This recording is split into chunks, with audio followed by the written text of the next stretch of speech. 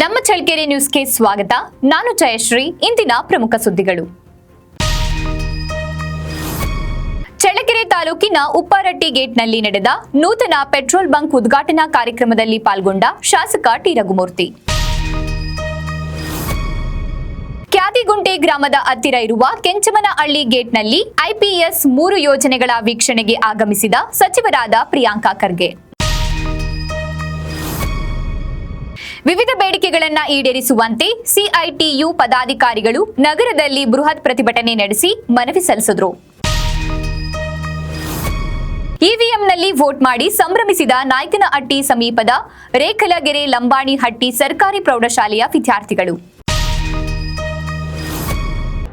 ಇಡೀ ರಾಜ್ಯದಲ್ಲಿ ಮಹಾಮಾರಿ ಸಾಂಕ್ರಾಮಿಕ ರೋಗವು ಜನರ ನಿದ್ದೆಗೆಡಿಸಿದ್ದು, ಡೆಂಗ್ಯೂ ಪ್ರಕರಣಗಳನ್ನು ಹತೋಟಿಗೆ ತರಲು ಅಧಿಕಾರಿಗಳು ಸನ್ನದ್ಧರಾಗಬೇಕು ಎಂದು ಆಕ್ರೋಶ ಹೊರಹಾಕಿದ ರೆಡ್ಡಿಹಳ್ಳಿ ವೀರಣ್ಣ. ಸಮಾಜದ ಆಸ್ತಿಯನ್ನು ಸಮಾಜದ ಉಪಯೋಗಕ್ಕಾಗಿ ಮೀಸಲಾಗಿಸಬೇಕು ಎಂದ ಎಂ ಮಲ್ಲಿಕಾರ್ಜುನ್. ಎಮ್ಮಿಗನೂರಿನಲ್ಲಿ ಗಣಿಗಾರಿಕೆ ಅನುಮತಿ ನೀಡಬಾರದು ಎಂದು ರೈತರು ಸಂಸದ ಗೋವಿಂದ ಎಂ ಕಾರಜೋಳರಿಗೆ ಮನವಿ ಸಲ್ಲಿಸಿದರು. ಚಿತ್ರದುರ್ಗದಲ್ಲಿ ನಡೆದ ಕನ್ನಡ ರಥಯಾತ್ರೆ ಭವ್ಯ ಮೆರವಣಿಗೆ.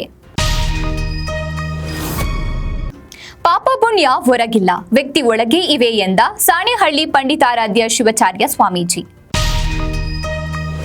ಕರ್ನಾಟಕ ಯುವ ರಕ್ಷಣಾ ವೇದಿಕೆ ಪೂರ್ವಭಾವಿ ಸಭೆಯಲ್ಲಿ ಪಾಲ್ಗೊಂಡು ಮಾತನಾಡಿದ ರಾಜ್ಯ ಅಧ್ಯಕ್ಷರಾದ ಸುನಿಲ್.